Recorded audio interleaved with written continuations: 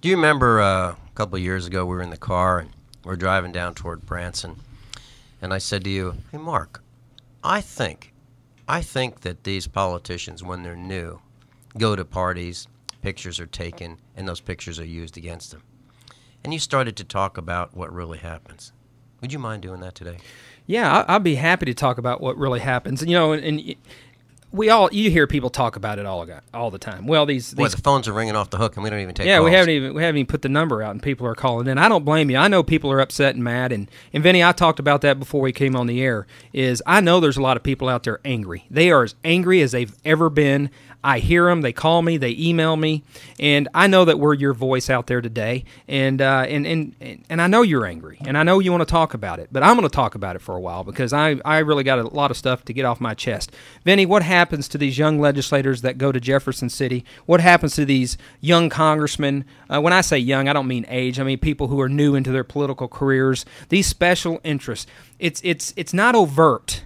Okay, they don't come right out overtly and say, "Hey, I'm gonna give you X, Y, Z for your vote." It doesn't. So what do they do, Mark? Well, the way it works is they become your friend. It takes many months, sometimes years. It's very.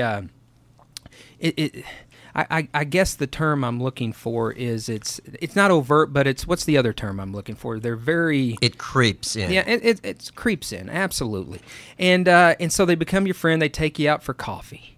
Coffee. It starts with a coffee. Okay. And then they take you out for lunch. Mm-hmm. Then they take you out for a dinner. Mm. Then they take you out for a cocktail. Mm-hmm. Next thing you know, you're going on a trip somewhere around the country. Mm-hmm. Next thing you know, you're going on a trip somewhere around the world. Uh-huh. And the next thing you know, you got gifts showing up. Next thing you know, your wife is offered a job by a lobbying firm. Your cousin, your mother, somebody somewhere gets a job because they can't offer it to you directly because it'd be too overt a conflict of an interest. And so they just slowly creep in, and they become your friend, and then they hook you. And then you have to do what they want. You have to vote the way they want you to, because if you don't, all of that can go away. All of it can go bye-bye. So the jewelry, all the money, the boat, the car, the condo, the vacation, it all goes away. It all goes away. And wouldn't that be awful? It would. Imagine having to pay for that yourself. Yeah, and you talked to me earlier about getting on the radio and talking about these things, and I was in the legislature, I was in leadership, and I can speak about these things. You know why? Because you were there. I was there, I saw it, and I can also speak about it with a clear conscience because I wasn't on the take. I didn't take any of those things. There's not one person out there who can ever claim that I was on the take because it didn't happen. And I know there's a lot of good people out there that it didn't happen to. There's a bunch of good people out there that are trying to do the right thing. But when you're in leadership, man, you got the special interests coming after you. You got the lobbyists coming after you. You got people saying, hey, You want to get reelected? You want your caucus to get reelected? Speaker, you want to stay in control of your body here? You want to remain in the leadership? Then we need X, Y, and Z done in regards to legislation. So that, Mark, is, in a nutshell, why we see these people that we elect to represent us do the wrong thing over and over, because they are being manipulated. They are being bribed. They are probably even being threatened with pictures or something, right? Well, I'm sure that happens in some instances. I would think that's a rare instance. But the bigger picture is the money, the special interests, the lobbyists, all these various interests suffocate these guys. And they become connected to them. It becomes another family to them. And they feel beholden to these people. And they want to maintain their power. They want to maintain their control. And it comes to the point where they didn't go up there to be a representative for the people. They go up there to represent the lobbyists and the special interests. And that's what goes on in Jeff City, and that's what goes on in Washington, D.C. It's insidious, and it has to stop. The country's on the verge of going down the drain, Vinny. It's literally on the verge, and we got people up there playing political games. And I can't stand it. It just burns me up.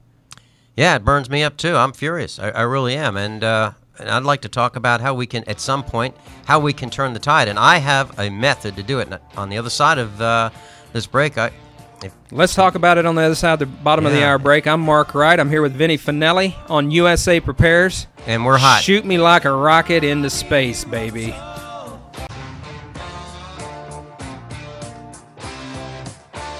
Please return. Return to your seats. Class is now in session at usaprepares.com. Interact now by emailing instructor@usaprepares.com or text 417-200-4715. And now, Vincent Finelli and Mark Wright. And we're back on usaprepares.com. I'm Mark Wright. I'm here with Vinny Finelli on 560 AM, the powerhouse of the Midwest. And Vinny, I got an article here, and I know we're going to talk about the meetup here, but look at this article I pulled from Rasmussen. New high, 46% think most in Congress are corrupt. Voters are more convinced than ever that most congressmen are crooks. A new Rasmussen Report National Telephone Survey finds that 46% of likely U.S. voters view most members of Congress as corrupt. That's up 7 points since June. And it probably went up another 10 points after people watched the news this morning. You know, Vinny, people are upset. I don't think it's true. You don't think what's true? That percentage in the 40s, I don't think it's true. You think, it's got to be higher. I think like 95. Well, after what's happening today with this charade of politics going up there with this Boehner bill, most people are probably just about ready to throw up their hands and say enough is enough. Yeah. Vinny, we talked about going into the break. You had a thought. You had an idea about how, we're doing the Get Prepared Expo. Yeah. September 9th and 10th. Right. And, I told you I'm not a grand conspiracy guy, and I hate running around saying the sky is falling, okay? But if you look in D.C. right now and see what's happening, or I should say what's not happening, and if you don't think this thing is coming down, you're living in fairyland. Okay, this is Alice in Wonderland time, folks. It's time to get your head out of the clouds. Let's face the facts of what is happening. This thing is coming down, Vinny. It's unsustainable. The politicians in D.C. don't want to fix it. They've handed it over to the Fed. The Fed's going to continue to print more money. We're going to continue to see inflation. We're going to see hyperinflation. It's time to admit they're not going to fix it in D.C. It's up to you and I. And that's why we're doing the Get Prepared Expo. Right. Class, it's going to be $9 at the door to get in. Discount coupons will be all over town next week. You can go to usaprepares.com, and you'll find the locations of the discount coupons. Just go to the exhibitors tab on the website, and you'll be able to get in for $7. You'll have your choice of up to, probably over 35 seminars at this point, probably 40. And we're going to teach you everything you need to know, everything. Mark, I went to get some fuel today for our diesel. I was on my way into the studio, and they won't trust me with a full tank of fuel anymore. Who's they? I called. Well, my credit card shut off at $75. So I called my credit card company, and number on the back. I had to get a magnifying glass out to read it. I'm telling you, it's tiny. They don't want calls, and they don't even list a choice on this automated menu for you to speak to someone. So you speak who you want to talk to, and I just said operator, and I got to talk to a customer service agent. Yeah, it took you 5 minutes. Yeah, I had to get my name, my credit card number, my last 4 digits of my Social Security number, my date of birth, and that was for me to say, hey, how come you only trust me with $75? And they go, oh, it's not us. It's not us. It's the gas station. So I called the gas station. I talked to Miranda, and she said, no, it's not us. We don't do that. It's Visa or MasterCard. Visa is $75. MasterCard is $100, and it's for my own good. So for my own good, they won't trust me to fill up my tank. They'll let me have $75 worth of fuel, and the price is so high, it's only 2/3 of a tank. So anyway, yeah, because you even talked about the other day during your money saving tips earlier in the week that it saves you money if you can fill up your tank. Yeah, and you can't even take your own tip because these chumps won't let you do it. Right. So what we need to do is go back to cash. We need to get away from these guys because imagine if your credit card gets shut down, you can't get any fuel, no fuel. Mark, the phone lines are lit up. We don't even take calls. No, we had a guy call in during the break, Tom. This is at least 12 to 13 calls in the last couple of minutes. Yeah. Anyway. Tom came on and he said, we need an American party, Mark. He said, to heck with what's going on in D.C. I agree with you, Tom. All right, let me talk about small town on the East Coast. There was allegedly, class, the town fathers were involved in a land purchase and then a sale to a dump company to build a huge dump over 2 square miles on the East Coast. So this national dump company is involved in trying to get the town fathers into selling this land. Now, there were some researchers that got involved, and they tried to find out who the town fathers were. That page was removed from the county records. You couldn't find out how this transaction happened. The page was stolen out of the county records. Seriously. Seriously. Anyway, so here's what happens. The town, the county residents find out about this, and they have a meeting, and they say, okay, hey, look, these guys want to put a dump in our county. That's crazy, on top of an aquifer. Worse than that, they were targeting this black community where a lot of blacks live, and they decided that they were going to put it right there. Well, a bunch of us, of all races, got together and said, this is crazy. We don't want this anywhere.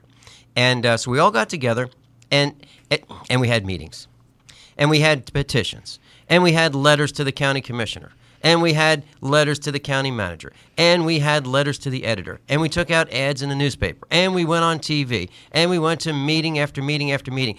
Even the sheriff's office was in full dress gear to make sure that we weren't out of control. We had hundreds and hundreds of people that were participating in finding out how this could possibly happen. In your First Amendment right. And our First Amendment right. And we were the only guys without guns. Mm-hmm. And some of us were called upon to be arrested for inciting a riot. Really? Yeah. Exercising your First Amendment right. And none of us. Expressing your grievance against your government, and they want to throw you in jail. Right, and none of us did any of that. And then the police came and they said, geez, we can't arrest these guys. They haven't done anything. So anyway, we had lots of meetings in standing room only meetings in schools. And then the county officials, if you want to use that word, called upon the principal to say, hey, you know what? We've got class tomorrow, and we need to get the school ready, so we need to close this meeting. So they would throw us out. Anyway, some of us went on the radio, and then the dump company would come on the radio, and they'd say, you know what? Those guys that are against the dump, they really mean well, but they don't get it. Do you realize what we're going to do? We're going to give canine dogs to the sheriff. We're going to build a swimming pool for the high school, and we're going to put a baseball field on top of the dump whenever it's done. And it's not a dump, it's a landfill, and it's clean. It's what you really need, guys. Well, what they didn't tell us was that when you turn the lights on the ball field at night, there's so much methane coming out of the ground that the field gets ignited. Really? And there's so much pigeon poop flying through the air that you can't watch the game anyway. So what I'm saying is these are lies. And here's what really happened. The community tried everything. Letters, ads, radio, nothing worked. Showed up at meetings. Nothing worked. Nothing worked. It just kind of like Washington. Nothing worked. Class, we're... You got 3 minutes. Go ahead. 4 minutes. Go ahead. What did the people do? Well, they tried something that had never been done before. What? I'd like to pat myself on the back and say that I was the architect of this, but I'm not going to do that. What they did was they wrote letters to the representatives that they elected in the county government. And they wrote letters to the county administrator. He's the guy that ran the county. And they took plain pieces of white paper, like copier paper, printer paper, and they folded it into the size of a number 10 envelope. You got the mental picture of this? It looks like an envelope. It's just a white piece of paper. On the front, it was addressed to the county, if you want to call them commissioners, county administrators, whatever you want to call them, county supervisors, the representatives of the people. And they were addressed with the names, and I'm going to use the guy's name as Joe Dokes, okay? That's not his real name. But they would write Joe Dump Dokes, and they would send it to his home. They would send it to his office. They would send it to his business, because a lot of these people were businessmen. One owned a hardware store, and they sent these, the citizens, the community sent these letters. And on the back of it, it said, "You're fired," in huge letters. And here's what that meant. That meant that every person that handled that piece of mail got to see, "You're fired," and the name Dump as the middle name of each person. These guys got hundreds of them each, at their home, at their office, everywhere they went. That was step one that these guys took. Step number two, they decided they would point out these people. If they saw them in church, they would look at them, stare at them, and point at them. They would point at their wives. their children's, if they were walking down the street, if they were in the supermarket. These representatives were pointed out wherever they went. Within 2 weeks, it was over. They had enough. They had a meeting, and they determined that, you know what, this dump is not in the best interest of the community. The county does not need a dump. And it went to a